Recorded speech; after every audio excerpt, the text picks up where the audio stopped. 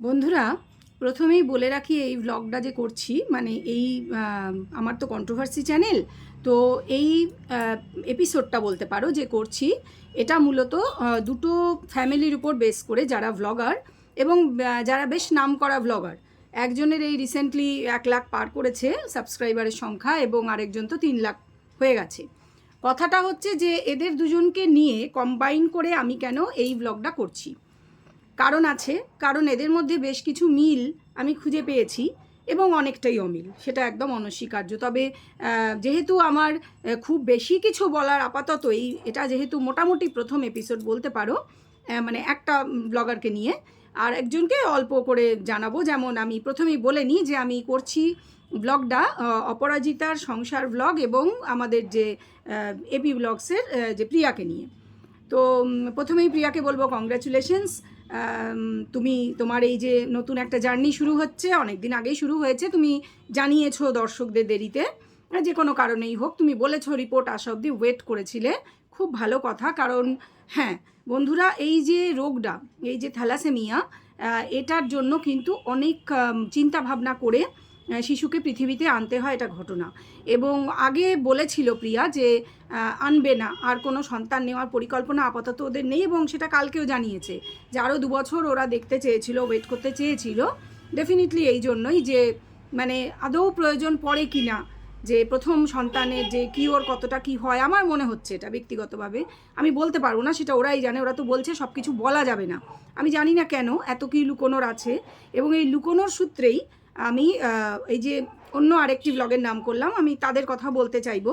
এই জায়গাটাতে মিল খুঁজে পাচ্ছি যে অনেক কিছু পাবলিকের থেকে লুকোতে হবে, অথচ দেখো এদের রোজগার পাতিটা কিন্তু পাবলিকের থেকেই হয়। এবং এই যে যে প্রিয়া, সে কিন্তু একসময় বাচ্চার চিকিৎসার জন্য বিএমটির জন্য ওয়াইটি থেকে টাকা তুলেছিল এবং আজও তার পুরো হিসাব কিন্তু কেউ পায়নি। ঠিক আছে, সেটাও লোকে মেনেই নিয়েছে, কারণ এরকম তো কতই হচ্ছে চারিদিকে, কিন্তু জিনিসটা ঠিক হচ্ছে না। আরও একজন যে আছে কন্ট্রোভার্সি ক্রিয়েটারদের মধ্যেই একজন, সেও কিন্তু বলেছে কেন হিসাব দেব। এবং আজকে তার সঙ্গে যার এত সখ্যতা আমরা দেখতে পাচ্ছি, শুধুই কি সেই ক্যাকটাসের গল্প? না না, শুধু ক্যাকটাসের গল্প নয়। যারা জানো ক্যাকটাসের গল্পটা তারা জানো, সেটা নিয়ে না হয় অন্য কোনো ভ্লগে আলোচনা করব। শুধু ক্যাকটাস নয়, এই লোকটি তার এই যে মাতৃত্ব নিয়ে এবং আরও অনেক কিছু নিয়ে, তার চরিত্র নিয়ে আরও অনেক নোংরা কথা বলেছে, কিন্তু আজ তাদের মধ্যে দেখা যাচ্ছে বিশাল পরিমাণে ভালো সম্পর্ক, আর বাকি সবাই খারাপ হয়ে গেছে, আর বাকি সবাই একেবারে সারমেয়। যাই হোক, সেগুলো আলাদা কথা। এই ওয়াইটিটা কি জানো তো? ওয়াইটিটা আমার যেটা মনে হচ্ছে এটা একটা সার্কাস। এখানে মানে সব কিছুই হয়। এই যে উল্টাপাল্টা আওয়াজগুলো হচ্ছে, এগুলো একটু ইগনোর করো, কিছু করার নেই, ঠিক আছে? যাই হোক, সংবাদটা যেহেতু শুভ, কংগ্র্যাচুলেট তো করতেই হবে অবশ্যই। প্রিয়া এবং তার হাজব্যান্ড দুজনকেই আমার যথেষ্ট মানে হার্টিয়েস্ট কংগ্র্যাচুলেশনস জানাচ্ছি। আশা করি তোমরা অনেক টেস্টের পরে এই সিদ্ধান্ত নিয়েছো এবং সুন্দরভাবে সুস্থ একটি বাচ্চা ভূমিষ্ঠ হবে এই মুহূর্তে। আর কোনো কথা আমি এদেরকে নিয়ে বলতে চাই না। এবার যেটা বলবো সেটা হচ্ছে অপরাজিতার ব্লগের যে ওই ছেলেটি, যে ওর হাজব্যান্ড অপরাজিতা মানে মেয়েটির, হ্যাঁ, ওই সৃষ্টি যার নাম। তো সেই সৃষ্টি আর ওর হাজব্যান্ডের আমরা অনেক দিন ধরে অনেক ভিডিও দেখছি এবং একটি বাচ্চা, সুন্দর একটি সন্তান রয়েছে। তবে ছেলেটির বাচ্চা নয়, কারণ সৃষ্টির আগে একটি বিয়ে হয়েছিল, সেই বিয়ে সেই স্বামীর থেকে এই সন্তান। অতএব এরা কিন্তু প্রেম করে পরে পালিয়ে গিয়ে বিয়ে করেছে, এবং এই পালিয়ে যাওয়ার ব্যাপারটা এরা কিন্তু নিজেরা ডিসক্লোজ করেছে পাবলিকের সামনে। তার পরবর্তীকালে সৃষ্টির আমরা দেখেছি অনেক রোগ, তাকে মাথায় রডের বাড়ি মেরেছে তার আগের হাজব্যান্ড, এটা কিন্তু আমরা শুনেছি, বিভিন্ন ব্লগে বলেছে। এবং রিসেন্টলি যা হয়েছে সেটা প্রচণ্ড দুঃখজনক, যেহেতু মেয়েটির মাথার সমস্ত চুল শেভ করে দিতে হয়েছে। ঠিক আছে, কথা হচ্ছে দেখো, মাথার চুল মানুষের আজ আছে কাল নেই, সেটা এমনিও অনেকের পড়ে যায় বা কোনো রোগে। তবে ওর যে চুল শেভ করা হয়েছে দেখেই বোঝা যাচ্ছে ওর আবার চুল হয়ে যাবে। ওর খুব সুন্দর চুল ছিল, সেটা কথা না। কথাটা হচ্ছে এখানে আমার বেশ কিছু প্রশ্ন আছে, যে এতদিন পর্যন্ত আমরা যেগুলো শুনেছি, যে এই যে ওদের যে প্রেমের খুব সুন্দর সম্পর্ক আমরা দেখতে পাচ্ছি, ছেলেটি খুবই কাজের, মেয়েটি অসুস্থ হওয়ার পরে ঘরের সমস্ত কাজ, এবং রিসেন্টলি মেয়েটির চোখের যে সে বলছে যে চোখে দেখতে পাচ্ছে না, সেগুলো আমরা বুঝেছি ওষুধের রিয়াকশন অতি অবশ্যই, কারণ সে এখন আবার দেখতে পাচ্ছে এবং এখন সে নর্মাল দেখতে পাচ্ছে।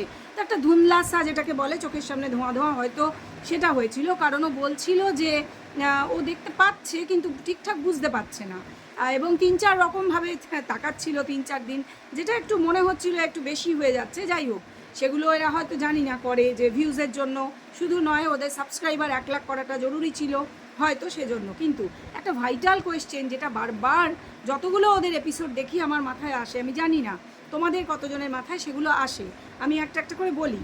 এই যে ওর বাবা মা সম্পর্কে একটা এপিসোডে যে বলেছিল অনেক দিন আগে, এই সৃষ্টি বলেছিল যে বাবা মা মেনে নেয়নি, বাবা মা মেয়ের ভুলভাল বিয়ে দিয়েছে, মাতাল জেনে শুনে।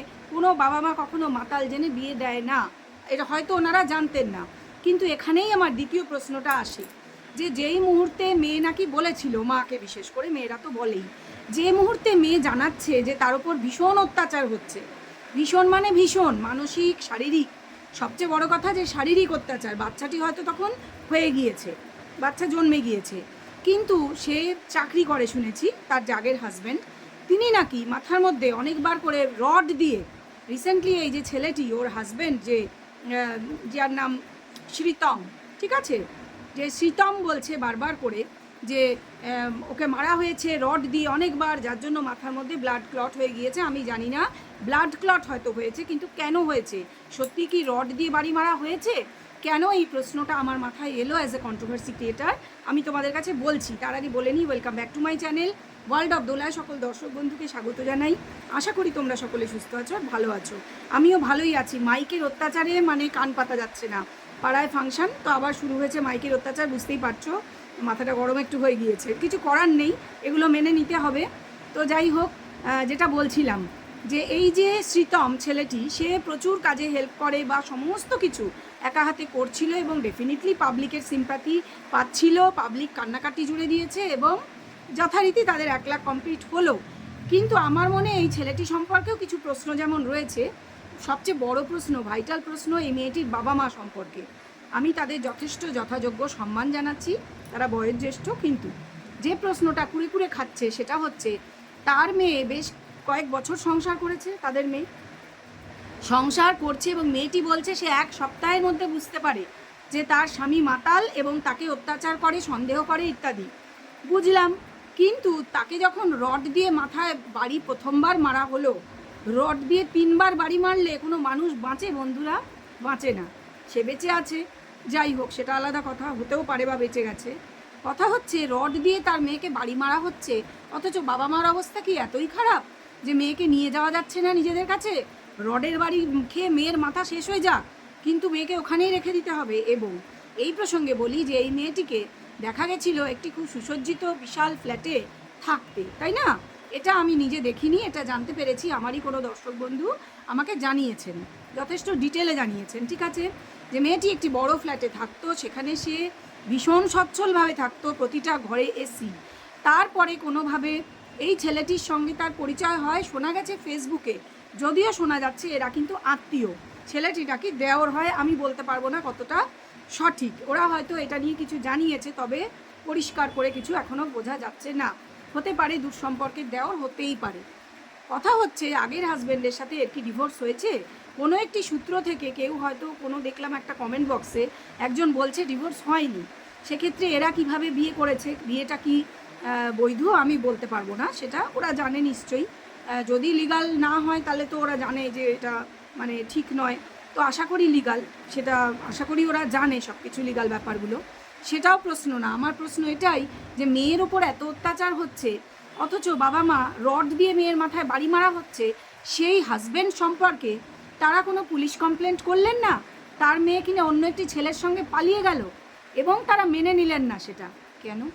এখানেই প্রশ্ন। মেয়ে তো অসুখী ছিল, তাদেরকে মেয়ে তো জানিয়েছিল প্রথম 7 দিনের মধ্যে, বছরের পর বছর কেটে যায়, অথচ তারা মেনে তাকে বলছেন ওখানেই সংসার করতে, যে হাজব্যান্ড মাতাল মদ খেয়ে আসছে, রড দিয়ে মাথায় বাড়ি মারছে, তাকে মেনে নিয়ে সে ওখানে থাকছে, সে সুসজ্জিত ফ্ল্যাটের মধ্যে ভিডিও করছে, তারপরে সে পালিয়ে গেল ছেলেটির সঙ্গে, ভিডিও করা বন্ধ করে দিল, আবার 1 মাস পর এই ছেলেটি চাপ দিল, না না ভিডিও করো, তখন সে আবার ভিডিও করলো, ব্যাপারগুলো বোঝা গেল না। তারপর থেকে এদের সংসার, এদের স্ট্রাগল তো করতেই হবে, স্বেচ্ছায় সুসজ্জিত ফ্ল্যাট ছেড়ে সে চলে এসেছে, তার বক্তব্য যে তার স্বামী তার উপর অত্যাচার করতো, সে মাতাল ছিল ইত্যাদি ইত্যাদি, মানে স্বামী একদম টপ টু বটম খারাপ ছিল। যদিও স্বামীর ভার্সানটা এক্ষেত্রে আমরা জানতে পারছি না, কারণ তার হয়তো কোনো চ্যানেল নেই, সে জানাতে পারছে না, বলতে পারছি না। এবং স্বামী কি এখনও স্বামী আছে না ডিভোর্স হয়ে গিয়েছে, এটা কিন্তু ধোঁয়াশাপূর্ণ ক্লিয়ার নয়। হ্যাঁ, সিঁদুর সে এর হাতে হয়তো পড়েছে, সংসার এর সঙ্গে করছে, এবং রিসেন্টলি আমরা দেখলাম তারা শিলিগুড়িতে ছিল, হঠাৎ করে শিলিগুড়ি থেকে তারা দুর্গাপুর চলে গেল, এবং দুর্গাপুরে গিয়ে একটি বেশ সুন্দর বড় ফ্ল্যাট কি বাড়ি হবে, সেখানে তারা বসবাস শুরু করলো। সেক্ষেত্রে দেখলাম এই মেয়েটির বাবা মা, যারা কিনা আগে মেনে নেয়নি ছেলেটিকে মেয়েটির জীবনে, ঠিক আছে, অথচ ছেলেটি খুব কেয়ারিং আমরা দেখতে পাই, মিলছে না। না, তার মেয়ে অসুখী ছিল, তাদের মেয়ে, তার সঙ্গে সংসার না করে চলে এলো এই ছেলেটির সঙ্গে ভালোবেসে, এবং তাদের ভালোবাসার সংসার বাবা মা মেনে নিচ্ছিল না। পরবর্তীকালে মেয়ে খুব অসুস্থ হওয়াতে গিয়েছিলেন তারা সেখানে শিলিগুড়ি গিয়েছিলেন, সেটাও দেখলাম। কিন্তু তারপরে আবার তারা কান্নাকাটিও করেছেন এখন শুনছি। তারপরে এখন দেখলাম তারা যেখানে থাকেন সেই দুর্গাপুরে এরা পুরো শিফট করে গেল। কেনই বা এরা শিলিগুড়িতে গিয়েছিল, আর কেনই বা পুনরায় আবার চলে এলো? এখন হতে পারে যে মেয়েটি অসুস্থ, বাবা মার কাছাকাছি থাকলে ভালো থাকবে, অবশ্যই বাপের বাড়ির কাছে থাকলে কে না ভালো থাকে, এটাই হয়তো কারণ হতে পারে। কিন্তু ওই যে বললাম, মেয়েকে মেরে রড দিয়ে 3 বার লোহার রড দিয়ে মেরে মাথা ফাটিয়ে তার ব্লাড ক্লট হয়ে সে সারা জীবনের মতো অসুস্থ হয়ে গেল, এবং এখনও সে চূড়ান্ত ভুগছে, তার মাথার চুল কামিয়ে দিতে হয়েছে, দেখে কষ্ট লাগছে, বুক ফেটে যায় ছোট বাচ্চাটার কান্না দেখলে, চোখ ফেটে রক্ত বেরিয়ে আসছে মেয়ের। অবশ্যই এগুলো সাইড এফেক্ট বা ওই ব্লাড ক্লট যেটা হয়েছিল সেটা বেরিয়ে যাচ্ছে, আমরা বুঝতে পারছি।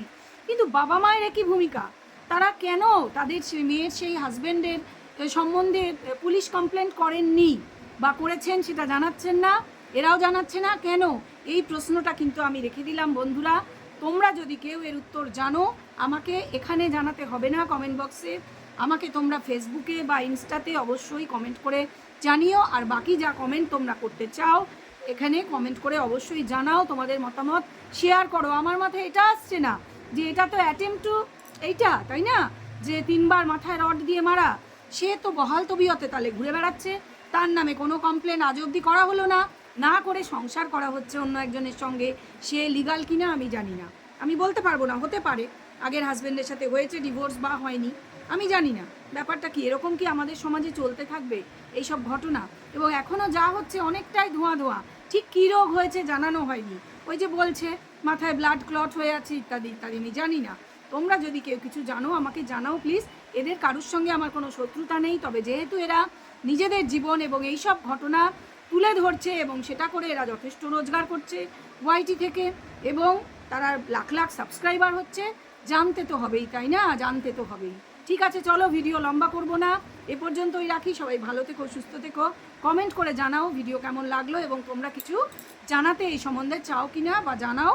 এবং ভিডিও ভালো লাগলে অবশ্যই এটা লাইক করে দাও। ফিরে আসবো পরবর্তী ভিডিও নিয়ে।